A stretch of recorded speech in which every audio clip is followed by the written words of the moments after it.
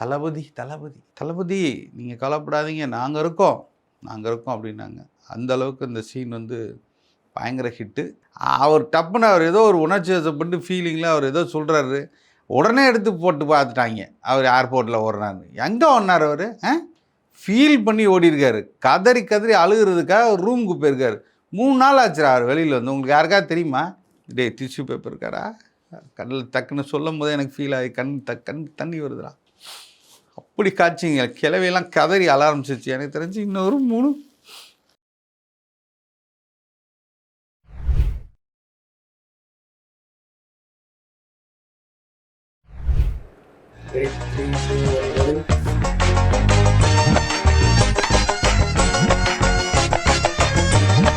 பேசலாங்களா? ஏன்னா இதுதான் நடிப்பே. அவர் கொடுத்த நடிப்பே. நேற்று ஆரம்பித்ததே இப்படி தான் ஆரம்பிக்கிறார் அவர். அடக்கமாக, ரொம்ப அடக்கமாக நின்னார். அதுக்கப்புறம் பேச ஆரம்பிச்சிட்டாரு. ஜனநாயகன் படம் தான் கடைசி படம்னு சொன்னார். ஆனால் எனக்கு தெரிஞ்சு இனிமேல் மாதம் மாதம் எல்லாத்துக்கும் ஒரு படத்தை போட்டு காமிச்சிருவான்னு நினைக்கிறேன். எப்படி நீங்கள் மாவட்டந்தோறும் மக்கள் காத்திருங்க. 5000 பேருக்கு தான் அலோடு. Live show. எப்படி ஸ்டாண்டப் காமெடியன்ஸ் ஒரு ஊருக்கு போய் பண்ணுறாங்களோ அதை விட சிறப்பான ஒரு அனைத்தும் நிகழ்ந்த ஒரு படமாக ஐயா முதலமைச்சர் விஜய் அவர்கள் நம்ம எல்லாருக்கும் காட்ட இருக்கிறாரு. என்ன உளறுகிறாய்? அது 20 நிமிஷமாக சுருக்கி இருக்காரு. 1.5 மணி நேரம் படத்தை இப்போ 20 நிமிஷமாக. அதில் சண்டை காட்சிகள் இருக்கும், எமோஷனல் சீன் இருக்கும், சோக காட்சிகள் இருக்கும். அதுக்கப்புறம் முக்கியமாக எதிரிகளை பந்தாடும் வசனம் இருக்கும். இப்படியெல்லாம் முடித்து ஒரு படத்தை வந்து 20 நிமிஷத்தில் சுருக்கி இப்போ எல்லாருக்கும் திரையிட்டு காட்ட இருக்கிறாரு. அதே மாதிரி ஒரு செட்டு போட்டார். ஒரே செட்டு தான். நீங்கள் எங்கே ஊருக்கு போனாலும் ஒரே மாதிரி செட்டு போட்டு வண்டிக்கு மேலே ஏறி நின்றுவார். அவன் இன்னும் திருந்தலமாமா.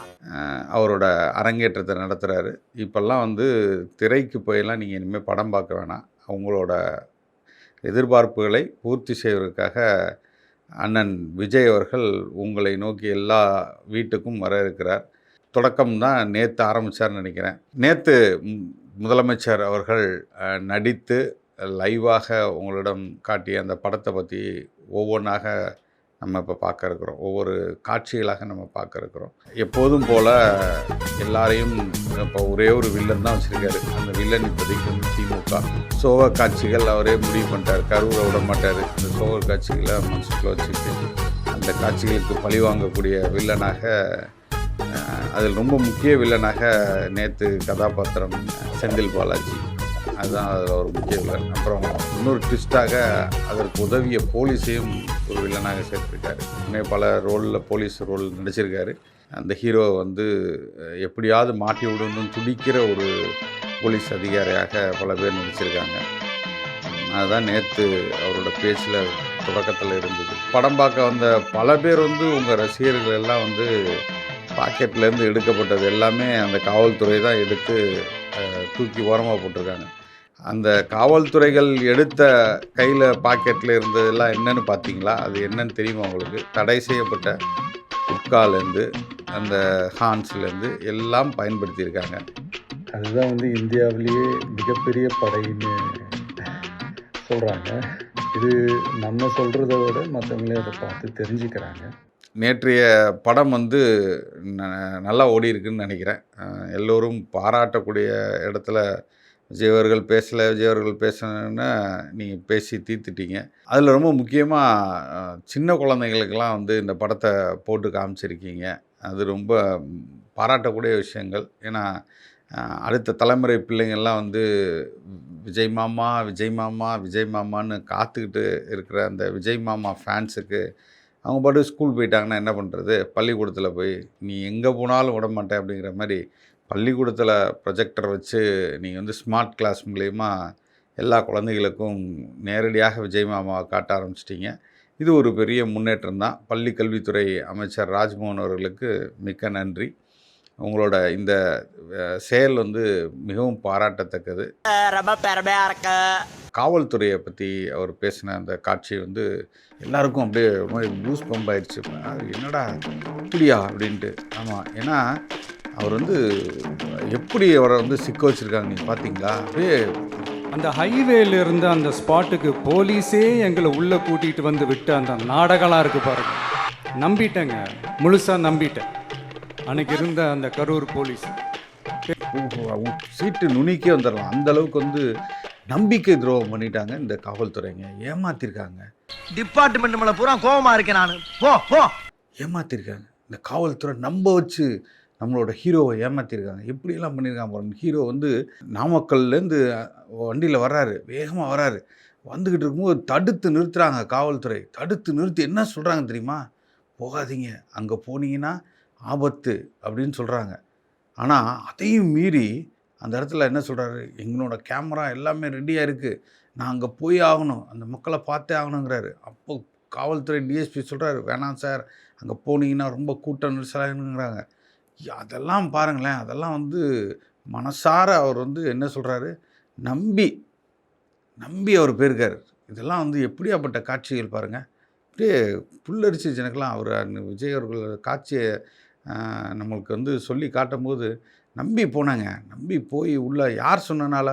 அவர் சொன்னனால. அந்த காவல்துறையை சொல்லி உள்ளே போனேன்னு ராயல் சல்யூட் அடிக்கிறார். காவல்துறைக்கு அடிக்கிறார் பாருங்கள், ஒரு சல்யூட். ராயல் சல்யூட் சார், நீங்கள் என்னை வந்து சரியாக உங்களை உள்ளே கூப்பிட்டு வந்திருக்கேன்னு சொல்லி உள்ளே போய் ஒரு 10 நிமிஷம் அங்கே வந்து காட்சிகளே மாறிடுது. எல்லாம் வந்து ரசிகர்கள்லாம் வந்து ஆரோபித்து இதை பண்ணும்போது பல உயிர்கள் பலியாகிறதெல்லாம் வந்து அவரால் நம்ப முடியல. உங்களை என்னை இப்படி கூப்பிட்டு வந்து உள்ளே நிற்க வச்சு நீங்கள் இவ்வளோ தூரம் பண்ணிட்டீங்களே, இப்படியும் பண்ணலாம், அப்படியும் பண்ணலாம், அப்படி பண்ணலாம், ஆனால் இப்படி பண்ணலாம், எப்படி பண்ணலாம், இப்படி பண்ணலாம், இப்படியெல்லாம் பண்ணியிருக்கீங்களே, ஏன் இப்படிலாம் பண்ணீங்க, யார் சொல்லி பண்ணீங்க, எதற்காக பண்ணீங்க அப்படின்னு அவர் கேட்கலாம். எங்கள் ஊர் சைடெலாம் கிளவிங்களாம் அழ ஆரம்பிச்சிருச்சு. ஓ, அந்த சீனை பார்த்து கதறி ஃபீல் பண்ண ஆரம்பிச்சிருச்சு. எனக்கே லைட்டாக தண்ணி வருது. டே டிஷ்யூ பேப்பர் இருக்காரா? கண்ணில் டக்குன்னு சொல்லும் போதே எனக்கு ஃபீல் ஆகி கண் தண்ணி வருதுடா. அப்படி காட்சிங்க. கிளவியெல்லாம் கதறி அழ ஆரம்பிச்சிருச்சு. எனக்கு தெரிஞ்சு இன்னொரு 3 எத்தனை தேர்தல்ரா? 3 தேர்தலா? ஐயோ, 3 தேர்தல் கிளவி உயிர் வரைக்கும் அவனுக்கு தான் போடும் போலப்பா. விஜய் இப்படிலாம் பேசி எனக்கே அளவர வச்சுட்டேன். நானே மனசை தைரியப்படுத்திக்கிட்டு தான் நான் அடுத்த 5 நிமிஷம் காட்சியெல்லாம் நான் பார்த்தேன். அந்தளவுக்கு போலீஸை வறுத்தெடுத்துட்டார். அடேங்கப்பா, நான்லாம் வந்து நேரடியாக அவர் வந்து போலீஸோட சண்டை போட்டிருந்தா கூட இந்த அளவுக்கு வந்து காட்சிகள் ஹிட் ஆகிருக்குமான்னு எனக்கு தெரியல. ஆனால் நேற்று அவர் பேசின காட்சிகள் வந்து போலீஸ் மேலே மக்கள்லாம் கொதிப்படைஞ்சிட்டாங்க. இப்படி ஏமாற்றுவீங்க எங்கள் விஜயை அப்படிங்கிற அளவுக்கு மனசு வலி. அவ்வளோ. அடுத்து வராரு பாருங்க செந்தில் பாலாஜி. போட்டார் ஒரு பாட்டு, ஒடு ஒடு ஒடு ஒடு ஒடு ஒடு ஒடு ஒடு ஒடு ஒடு ஒடு ஒடு ஒடு ஒடு ஒடு வர்றான் பாரு வேட்டக்காரன் அப்படின்ட்டாரு.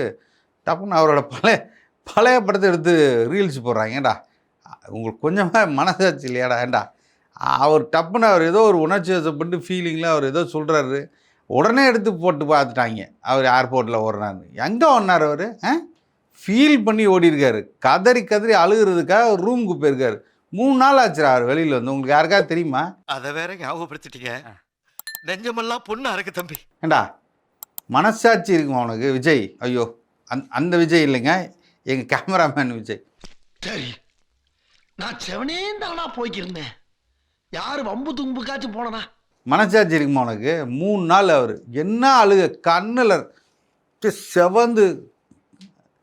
அவங்க கேர்ள் ஃப்ரெண்டு, அது கூட சொல்லக்கூடாதா, ஃப்ரெண்டு ஆமாம், தேத்தி அவரை 3 நாள் சோறு தண்ணி சாப்பிடல தெரியுமா? அப்படி ஒரு எமோஷ்னலாக இருந்த ஒரு மனுஷனை நீங்கள் நேராக கூட்டிகிட்டு போய் எங்கே கூப்பிட்டு போகிறீங்க? மலேசியா கூப்பிட்டு போய் அழுதுகிட்டே இருந்தான் அந்த பிள்ளை. என்ன பண்ணுச்சு? அந்த பிள்ளையை கூட்டிகிட்டு போய் ஸ்டேஜில் உட்கார வச்சு ஆட வச்சு ஜனநாயகம் படத்தோட ஆடியோ ரிலீஸ்னு கூப்பிட்டு போய் எவ்வளோ கஷ்டப்பட்டு அந்த மனுஷன் இருந்தார். நீங்கள் என்னென்னா ஃபீல் பண்ணு, அவ்வளோ ஃபீல் பண்ணுறவரை கிண்டல் அடிக்கிறீங்க, நக்கல் அடிக்கிறீங்க. இதெல்லாம் தப்பு மக்களே, தப்பு. அந்த சீன்லாம் வந்து அதெல்லாம் உங்களால் அதெல்லாம் வந்து யோசிச்சு கூட பார்க்க முடியாது. அவ்வளோ கஷ்டப்பட்ட அந்த மனுஷன் இப்போ தான் கரூருக்கே வர்ற அளவுக்கு அவ்வளோ மனசுக்குள்ளே வலியோடு இருந்த மனுஷன். இது வரைக்கும் அவர் சந்தோஷமே படல. கேக்கு வெட்டலை. ஐயோ, ஃபோட்டோ வந்துருச்சோ, சரி கேக்கு யாரோ வெட்டினாங்க, அவர் கூட இருந்தார், அவ்வளோதான். எந்த இடத்துல ஃபீலிங் இருந்துச்சு பார்த்தியா இல்லையா? அவ்வளோ ஃபீலிங்கோடு இருந்த அந்த மனுஷனை போய் தப்பு தப்பாக பேசுகிறாங்களே. டிவிகே வாய்ஸ் தலைவர் அப்படி பேசினா நீங்கள் ஏற்றுக்காதீங்க, எனக்கு ரொம்ப மனசு வலிக்குது. அவ்வளோ ஃபீலிங்கோடு இருந்த மனுஷன் நேற்று வந்து குமுறிட்டார். அந்த சீன்லாம் உச்சகச்சம். அப்படியே பெண்கள்லாம் வந்து மனசில் வந்து சின்ன வயசுல இருந்து தளபதினா ரொம்ப ரொம்ப ரொம்ப ரொம்ப பிடிக்கும். எங்க வீட்டுக்காரோட எனக்கு விஜய் தான் பிடிக்கும். தளபதி தளபதி தளபதி நீங்கள் கவலைப்படாதீங்க, நாங்கள் இருக்கோம் அப்படின்னாங்க. அந்த அளவுக்கு இந்த சீன் வந்து பயங்கர ஹிட்டு. எனக்கு தெரிஞ்சு கரூரில் படம் வெற்றி அடைகிறதுக்கு இந்த சீன்லாம் வந்து ரொம்ப முக்கியமான பங்காற்றுன்னு நினைக்கிறேன். அவ்வளோ தூரம் அவர் எமோஷ்னல் ஆனார். ஆனால் ஒன்று சொல்லிட்டார், நான் திரையில் எப்படி வில்லனெல்லாம் அடித்து புரட்டி அந்த படம் ஹிட் ஆனதோ அதே மாதிரி கடைசி வரைக்கும் தரையில் நீங்கள் எல்லாரும் இந்த சீனை மனசில் வச்சுக்கிட்டு கடைசி வரைக்கும் வில்லனாகவே பாருங்கள், என்னைய ஹீரோவே பாருங்கள், விட்டுறாதீங்க, படத்தை ஹிட்டாக்குங்க. எத்தனை தேர்தல் வந்தாலும், எத்தனை படம் வந்தாலுமா தேர்தலா, இவன் நம்ம நாட்டுக்கு பிரதம மந்திரியா வர்றது கூட வாய்ப்பு இருக்கு. படமும் தேர்தல்னு சொல்லிட்டாருன்னு நினைக்கிறேன். அதான் எத்தனை படம் இருந்தாலும் ஹிட்டு கொடுங்கிற மாதிரி எத்தனை தேர்தல் வந்தாலும் என்னை ஜெயிக்க வச்சுருங்க, நீங்கள் அவங்கள உள்ளே விடாதீங்க அப்படின்னாரு. எனக்கு என்னமோ புரியலடா தம்பிங்களா, கதையும் திரைப்படமும் நேற்று பேசணும் ஒரே மாதிரியே இருக்குமோ, ரெண்டுமே சிங்காகுதே.